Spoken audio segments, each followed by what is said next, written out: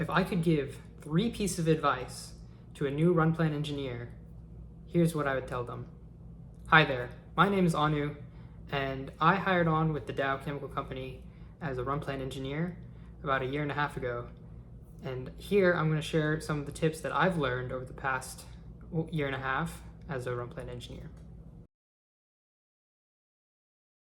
School to me was very individualistic.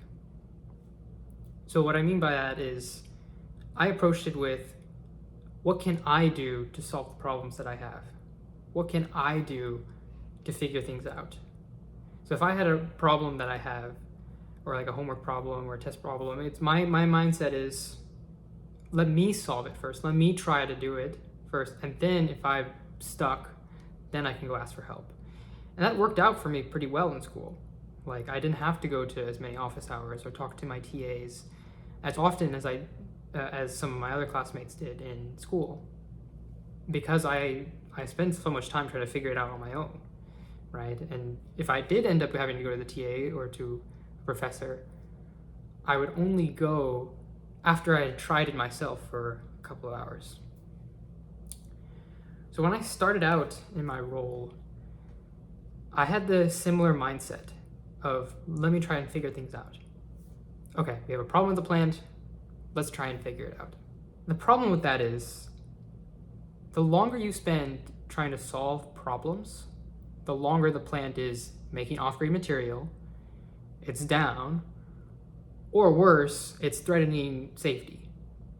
And all of that is just costing the business money, right? Which is not good. So in a plant environment, the most important thing is solving the problem as fast as possible, right? It's not just, get it correct, like in school. It's, you need to get it fast, get the plant back up and running, make prime material, and move on. And so the most important thing, the most impactful thing you could do as a new engineer, especially because you have so little experience and you're new to the role, is get resources involved quicker, right? You have a problem, escalate that to your technical advisor, to your senior engineers, to your senior operators. And this is something that I had a conversation with my boss about, because he's the one who brought this idea to me, is that, hey, you have a problem, make a task force for it. Get people involved, get the problem solved, and get back up and running. Because at the end of the day, your performance as a run plan engineer is entirely based off of how well did that asset run, how well did that plant run for the duration of the time. Not how many people did you have to get to help you, right? Or how good were you at solving the problem by yourself. So tip number 2 is data is king, especially as a new engineer, because you have very little credibility. You're the new kid. You have no real experience.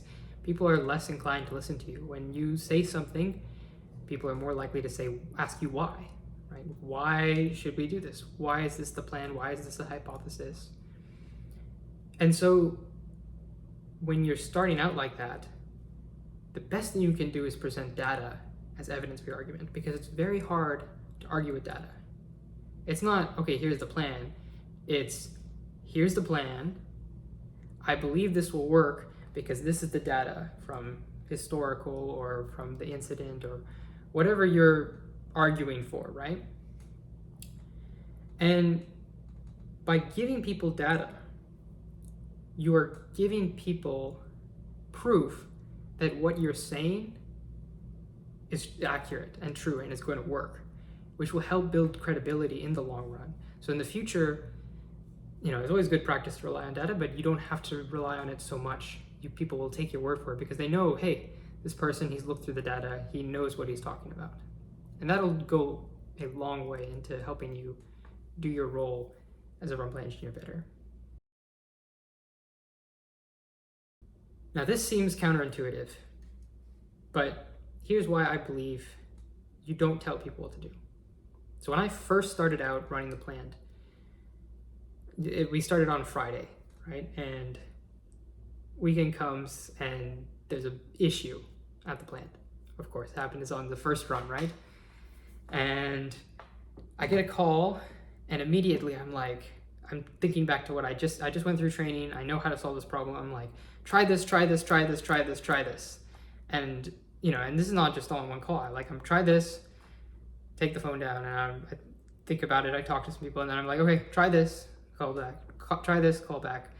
It's 4 or 5 calls in a row, right? And this is on a weekend. So I come in on Monday, and our technical advisor, our TA, right? He sits me down and he says, hey, we need to talk, right? And basically he told me that by telling the senior operator, hey, do this, do this, do this, do this, right? I basically annoyed him. Which, hey, to be fair, I'd be pretty annoyed too if I was like, hey, just do this, do this, do this, do this. Because, he has experience, right? He's not a robot, and a lot of the things I was telling him to do, he had already done because he's also trained on the asset and he's seen things and he has the experience. And so I think that's the important thing, is that operators are not robots. And you wouldn't want them to be, right? Like, if they could not think for themselves and could not solve problems, that would mean you would have a call at 2 a.m. in the morning and they'd be like, oh, I don't know what to do in this problem, but it's a very simple fix for you. So now you have so many late night calls, which could have been avoided if people know how to solve problems for themselves, which people do. People are more capable than you give them credit for. So you have to respect people's intelligence. Now, when I call the plant, the first question that I always ask is, what have you done so far? What have you done so far? That way I understand what they've tried, if it's situation's under control, if it needs to be escalated, what I can contribute here to help, if I need to get some outside opinions. Like, I get a better understanding and better grasp of the situation, and I show respect for the operator's knowledge and awareness of the situation.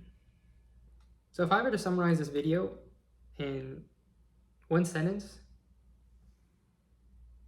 this is a people job, run plant engineering, right? It's not doing calculations, even though that is what you bring to the table as an engineer, right? Your ability to calculate and collect data, right? Like I talked about earlier, data is king. But really, the job is a people role. It's learning how to manage people, respecting people's intelligence, respecting people's experiences and getting them involved in the problem as soon as possible. The better you are at working with people, the better you are at running the plant. That's just how it is.